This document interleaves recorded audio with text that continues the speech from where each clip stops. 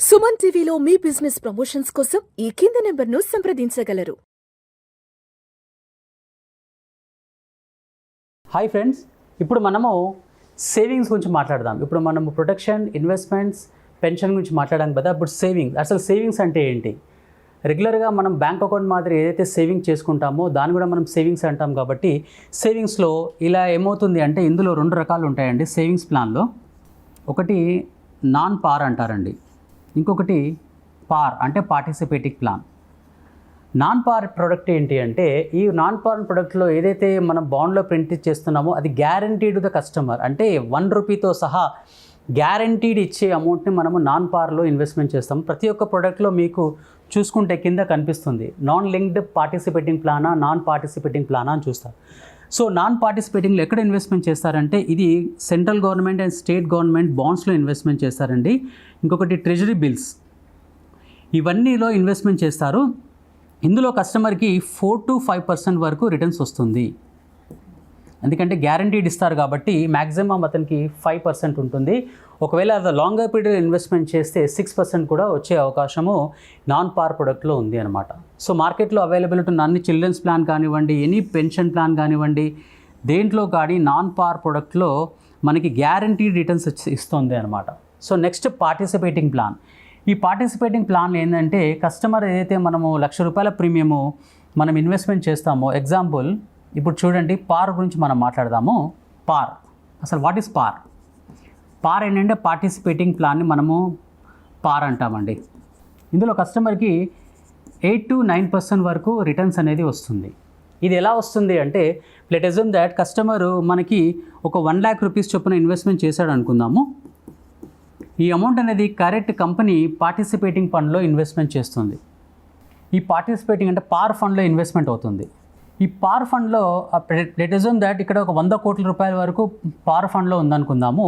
ఇందులో ఏవే పడతాయి అంటే కస్టమర్ కట్టే renewal premiums, first year premiums అన్ని ఎవరైతే పార్ ఫండ్లో ఇన్వెస్ట్మెంట్ చేస్తారో ఇవన్నీ ఈ పార్ ఫండ్లో పడుతుంది. ఇందులో నుంచి ఏవే మైనస్ అవుతుందంటే డెత్ బెనిఫిట్స్, ఆల్రెడీ ఏమైనా డెత్ క్లెయిమ్స్ ఏమి వచ్చినా కానీ ఈ ఫండ్లో నుంచి విడ్రాల్ అవుతుంది. నెక్స్ట్ ఇంకొకటి మెచ్యూరిటీ అమౌంట్, అంటే ప్రీవియస్గా తీసుకున్న వారు ఏవైతే పాలసీస్ ఉంటాయో ఇవన్నీ వాళ్ళ ఇంట్లో నుంచి విడ్రాల్ అవుతుంది. ఈ పార్ ఫండ్లో నుంచి వచ్చిన తర్వాత ఈ పార్ ఫండ్ ఎక్కడ ఇన్వెస్ట్మెంట్ చేస్తారు అంటే సెంట్రల్ గవర్నమెంట్ అండ్ స్టేట్ గవర్నమెంట్లో ఇన్వెస్ట్మెంట్ చేస్తారు. 50% వరకు ఇన్వెస్ట్మెంట్ చేస్తారు. తర్వాత ఇన్ఫ్రాస్ట్రక్చర్ ఏంటి అంటే మనకి ఇప్పుడు హైవేస్ ఉన్నాయి కదా. సో హైవేస్లో మనకి ఏమైనా ఔటర్ రింగ్ రోడ్స్ కానివ్వండి, ఏవైనా కానివ్వండి, ఇందులో 15% వరకు ఇన్వెస్ట్మెంట్ చేస్తున్నారు. సో ఇందులో ఇన్వెస్ట్మెంట్ చేసిన అమౌంట్ మనకి 4 to 5% వరకు రిటర్న్స్ వస్తుంది. కాబట్టి ఇది ఈక్విటీ మార్కెట్లో, అంటే ఈక్విటీ మార్కెట్లో రిమైనింగ్ 35% అనేది ఇక్కడ ఇన్వెస్ట్మెంట్ చేస్తున్నారు. ఇది 100% అనమాట. ఇందులో డెట్ మార్కెట్లో వచ్చేసి మ్యాక్సిమం 80% ఉంటుంది, ఈక్విటీ మార్కెట్లో వచ్చేసి 20%. ఈ వచ్చిన అమౌంట్ ఏదైతే ఉందో ప్రాఫిట్, ఇప్పుడు ఎగ్జాంపుల్ కస్టమర్ ₹1,00,000 ప్రీమియం పే చేశాడు కదా. ఈ ₹1,00,000 ప్రీమియం పే చేసినందుకు గాను ఈ కంపెనీ మనకి ఒక ₹1,00,000 వరకు రిటర్న్స్ ఇచ్చింది అనుకుందాం. ₹1,00,000కి ఒక ₹10,000 వరకు రిటర్న్స్ ఇచ్చిందండి. ఈ ₹10,000 వరకు ప్రాఫిట్ వచ్చిందండి. ఓకేనా?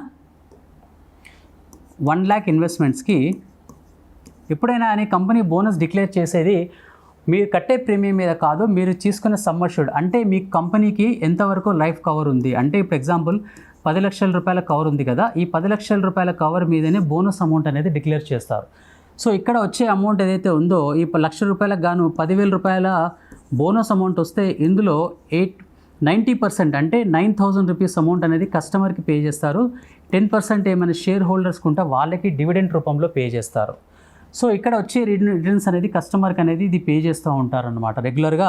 ఇప్పుడు ఉన్న మార్కెట్లో ప్రకారం రెగ్యులర్గా కస్టమర్ ఒక 40 సంవత్సరాల ప్లాన్కి గాను ఒక 12 సంవత్సరాల దాకా ఇన్వెస్ట్మెంట్ చేస్తాడు.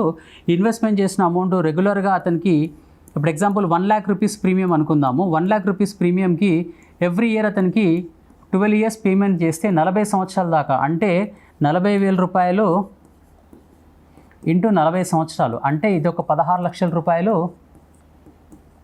ఇక్కడ లాస్ట్లో మళ్ళీ మెచ్యూరిటీ అమౌంట్ ఇది కాస్త ఒక ₹32,00,000 అమౌంట్ ఉంటుందండి.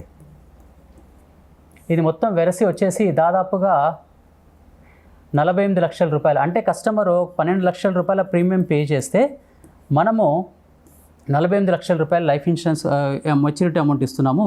ఇక్కడ నుంచి ఇతనికి 40 సంవత్సరాల వరకు 12 లక్షల రూపాయల లైఫ్ ఇన్సూరెన్స్ కవర్ అనేది కంపెనీ పే చేస్తుంది. అంటే ఇతను ఇక్కడ చనిపోయినా 12 లక్షల రూపాయల అమౌంట్ ఇస్తుంది, ఎక్కడ చనిపోయినా 12 లక్షల రూపాయల అమౌంట్ వస్తుంది. ఈ అమౌంట్ విత్డ్రాల్ చేసుకున్నాక కూడా ఇతనికి ఏమైనా రిస్క్ జరిగినా కానీ కంపెనీ మనకి 12 లక్షల రూపాయల అమౌంట్ అనేది పే చేస్తుంది అనమాట. ఇది పార్ ఫండ్లో కానీ నాన్ పార్లో కూడా ఇది అవైలబిలిటీ ఉందండి. ఇందులో ఇప్పుడు నెక్స్ట్ వచ్చే దాంట్లో ఏముంది అంటే జాయింట్ లైఫ్ అండి. జాయింట్ లైఫ్ ఏంటి అంటే ఇప్పుడున్న మార్కెట్లో ఉన్న ప్రొడక్ట్స్ ప్రకారము వైఫ్ అండ్ హస్బెండ్కి, అంటే హస్బెండ్కి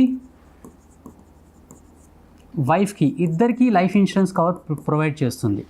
అంటే 40 సంవత్సరాల ప్లాన్కి గాను హస్బెండ్ ఒక 12 సంవత్సరాల దాకా ప్రీమియం పే చేస్తాను అనుకున్నాడండి. హస్బెండ్ ఈ ప్రీమియమ్స్ అనేది హస్బెండ్ పే చేస్తూ ఉంటాడు. లాస్ట్ వరకు అతనికి 40,000 రూపాయల చొప్పున మనం పే చేస్తూ ఉంటాము. అంటే 40,000 రూపాయలు ఇంటూ 40 సంవత్సరాలు, ఇది కాస్త ఎంతండి 16 లక్షల రూపాయల అమౌంట్.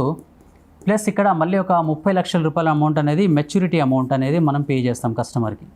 ఇది ఒక 30 లక్షల రూపాయల అమౌంట్ అనేది మెచ్యూరిటీ అమౌంట్ పే చేస్తాం. ఈ సినారియో బాగున్నప్పుడు అండి, ఇన్ కేస్ ఆఫ్ ఈ హస్బెండ్కి ఫస్ట్ ఇయర్లో కానీ మన రిస్క్ జరిగింది అనుకుందాం. సో అప్పుడు ఇమీడియట్లీ వీళ్ళ వైఫ్కి హస్బెండ్ డెత్ బెనిఫిట్ ఒక 11 లక్షల రూపాయల లైఫ్ ఇన్సూరెన్స్ కవర్ అనేది ఇస్తారు. సో హస్బెండ్ కట్టాల్సిన అమౌంట్ ఏదైతే ఉందో ఈ ఫ్యూచర్లో కట్టాల్సిన ప్రీమియమ్స్ అన్నీ వేవ్డ్ ఆఫ్ అయిపోతాయండి. ఈ వేవ్డ్ ఆఫ్ అమౌంట్ అయిపోతాయి. దీన్ని మనము వేవర్ ఆఫ్ అంటాము. దీనికి ఎక్కువ ప్రీమియం పే చేయాల్సిన అవసరం లేదు. ఇది కాస్త ఇదొక 11 లక్షల రూపాయల అమౌంట్ ఇది ఉందండి. అన్ఫార్చునేట్లీ వీళ్ళ వైఫ్ కూడా ఏదో ఒక సంవత్సరం ఈమె కూడా చనిపోతే వైఫ్ డెత్ బెనిఫిట్ ఏదైతే ఉందో వీళ్ళ అబ్బాయికి మళ్ళీ ఇంకొక 11 లక్షల రూపాయల అమౌంట్ ఇది పే చేస్తారు. తర్వాత లాస్ట్లో ఉన్న మెచ్యూరిటీ అమౌంట్ కూడా దాదాపుగా 30 లక్షల రూపాయల అమౌంట్ ఏదైతే కంపెనీ ప్రామిస్ చేస్తుంది ఇది అమౌంట్ వచ్చింది. అంటే 1 లక్ష రూపాయల ప్రీమియం పే చేసిన తర్వాత ఇతనికి ఏమైనా జరిగితే ఫ్యామిలీ వాళ్ళకి దాదాపుగా ఇది వచ్చేసి 78 లక్షల రూపాయల వరకు ఈ అమౌంట్ అనేది వాళ్ళ ఫ్యామిలీ వాళ్ళకి చెందుతుంది. ఇన్ కేస్ ఆఫ్ వైఫ్ ముందు చనిపోయినా కానీ ఫ్యూచర్లో కట్టాల్సిన ప్రీమియమ్స్ కట్టాల్సిన అవసరం లేదు. రెగ్యులర్గా ఈ అమౌంట్ అనేది ఏదైతే ఉందో రెగ్యులర్గా వాళ్ళ హస్బెండ్కి చెందుతూ ఉంటాయండి. సో ఇది వచ్చేసి మనకి సేవింగ్స్ ప్లాన్లో ఉన్న ఒక మంచి అడ్వాంటేజ్. మార్కెట్లో ఉన్న అవైలబుల్ ప్లాన్లో ఇవి చాలా కంపెనీలో కూడా ప్రొవైడ్ చేస్తున్నారు. మీకు ఏమైనా ఈ ప్రోడక్ట్ గురించి కావాలనుకుంటే మీరు నన్ను అప్రోచ్ కావచ్చు, దాని గురించి మీకు చెప్తాను. ఇందులో మీరు కట్టే ప్రీమియం కూడా సెక్షన్ 80C కింద మీకు ట్యాక్స్ బెనిఫిట్ దొరుకుతుంది. ఓకేనా? ఏదైతే రిటర్న్స్ ఇవన్నీ వస్తున్నాయో ఇవన్నీ మీకు సెక్షన్ 1010D ప్రకారము ట్యాక్స్ ఫ్రీ ఇన్కమ్ అండి. So this is what the product is joint life policy అంటారు దీన్ని. జాయింట్ లైఫ్లో విత్ PCB రైడర్స్తో ఉందన్నమాట. సో ఇది మనకి మార్కెట్లో అవైలబిలిటీ ఉందండి. సో దిస్ ఈజ్ వాట్ అండి.